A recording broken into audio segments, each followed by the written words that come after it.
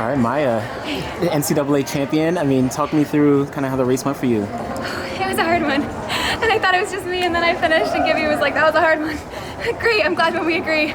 I think my best case scenario would have been for us to go out quick. It's just easier, the rhythms feel smoother, and the gear changes happen more naturally, but we had a game plan for if we didn't, and we didn't, and I kind of saw the first lap, and I was like, oof, unless someone takes it, it's gonna have to go to plan B, and then no one took it, and then I was like, okay, it's plan B. Made eye contact with Gibby, had our communication, and I knew what I needed to do. But really going into this, just practicing, trusting myself, and not worrying too much. I didn't do as good a job as I would have hoped, but not worrying too much about what's going on behind me and just putting one foot in front of the other once I take the lead. When the race doesn't go as you might have expected or as you might have planned, is it that kind of eye communication with your coach? Are those things, helping you to calm down and make sure you're prepared as best as possible? Absolutely. We have a little hand signal set up that has worked really well the last couple of years in terms of kind of if we've talked about a couple different approaches. And it's great because it does feel like sometimes he can see things going on in the race that I can't always see when I'm in it. So it makes me feel a little more at ease to know there's a second set of eyes on what I'm doing. And sometimes when it's hard to trust yourself, it's easier to trust your coach. He's telling you, just do what I say and stick to our plan that we've put together over kind of months and now years of working together. 2:05 last 800 for you, which is very fast. You don't run the 800 often, but how do you respond after 2:05 and then I think 61 roughly for your last 400 too? Oh, that makes me so happy. I've been trying to get into the low 60s for my close all year. I had it kind of going well indoors. The dream is to close in 60. I don't know that I've done that yet in a race, so it's a long summer, so hopefully I'll have more opportunities to do that. I haven't run an 8. Hopefully, again, that's something I get the chance to do in the coming years. I've run 2 or 3 in college, I think, but I train with my teammate, not often, but sometimes Sophia. She's about to run the 800 final. She's super fast, and that's actually been really huge for me this year. When I really need to rip a rep, having her there, she just gets out so much quicker than me, and we can work together in that way, so that's been really fun.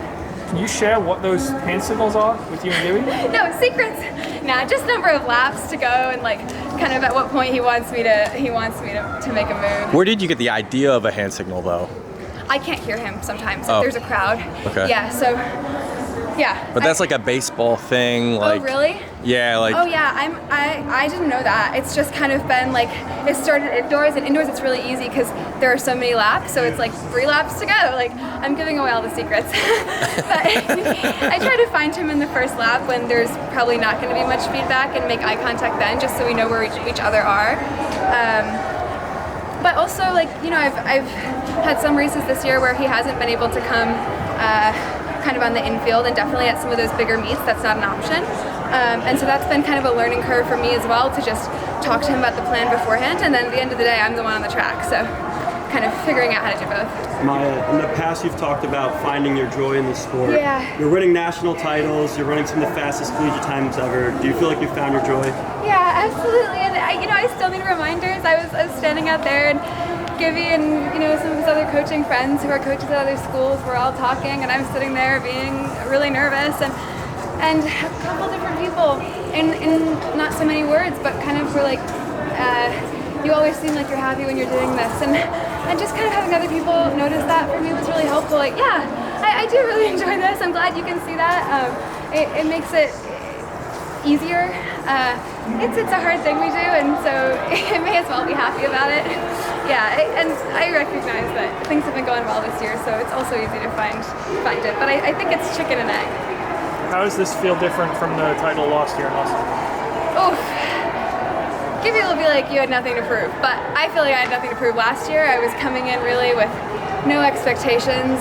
My indoor season didn't go as well as I wanted it last year, going into outdoors last year, so I was really just looking for a good race. This year I think I had more concrete expectations for what I was capable of, and I also think this year from the start of the calendar year, honestly from the start of the school year, we've been planning to race into the summer, and so last year I knew I was coming into this race and it was the very end of my season and I was ready to just be done on Sunday, and this year it's been kind of about finding more patience to know that I'm hoping to be racing until the end of August, and this is one step along a much broader journey.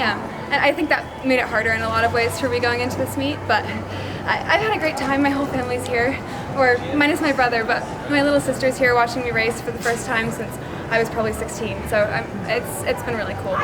Was this your last race for Harvard? I believe so. I'm racing next weekend, but you know, it's that time of year when everything is getting figured out. So, Yeah. But it's definitely my last race in the NCAA, and Harvard's got our biggest team ever here. I'm roommates with my actual roommate of 3 years and my best friend, and like we didn't know kind of going into this outdoor season whether we'd get this extra, really 3 weeks together. So that's been really special. But have you decided on what your pro plans are? Yes. Can you announce them? Not yet. I gotta just get everything sorted first, but it all will become clear very soon. Yeah. Are you planning on staying in the U.S.? I think so. There's more opportunities here.